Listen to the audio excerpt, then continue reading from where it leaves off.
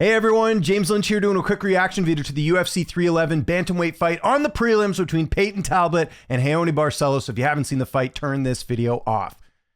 So I wasn't even going to do a reaction video on this, but this was a huge upset. Plus 750 underdog, or plus 710 underdog, I should say.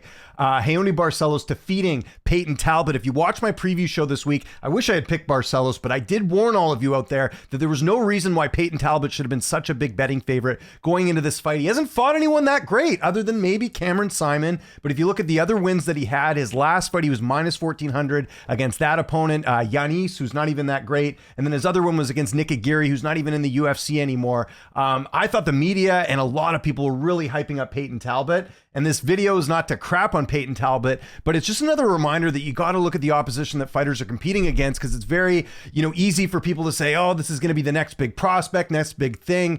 And if they're not fighting the opposition, if they're not getting tested, it's pretty hard to determine that in a lot of situations here. And he hadn't had that many fights. And credit to Raoni Barcelos, the wrestling. He was able to get Payton Talbott to the ground a lot in this fight.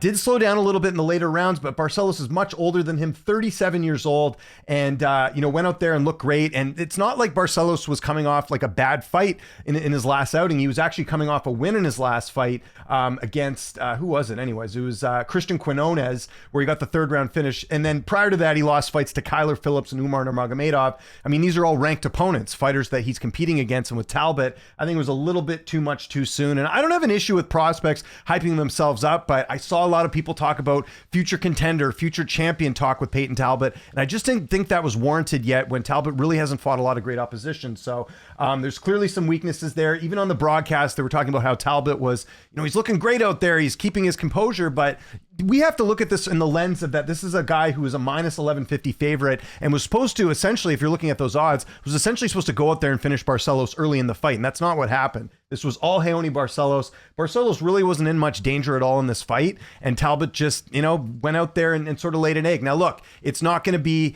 again, I'm not here to bash Payton Talbott. I think he can turn it around. He's 26 years old, but I think in general, people really got to look at who the, opposition is when we're hyping up these prospects. And I think this is a prime example of someone who needed a bit more work. And I don't think Barcelos was a bad matchup, by the way. I think it was totally fine for him. I think, it's good for fighters to have losses earlier in their career and make those adjustments. But I think this is just another example of where, people are hyping things up a little bit too much. I talked about this last year with the Fighting Nerds, where they're talking about, Ruffy and Gene Silva and all these fighters that are, people are saying future champion. It's like, we haven't seen them get to that level yet of where they're beating really solid opposition. So that's kind of my theory when it comes to looking at fights and prospects, is you have to look at who they're fighting, and it's not just the finishes. I mean, they're going out every fight and winning in the first round. That's a different story. But with Talbott, like I said, I felt like there was a little bit more room to grow, and I think they can build him back up. But I think got to slow the brakes down a little bit on some of these prospects is sort of the point I wanted to make in this video. And credit to Raoni Barcelos. If anyone bet him at plus 710, salute to you.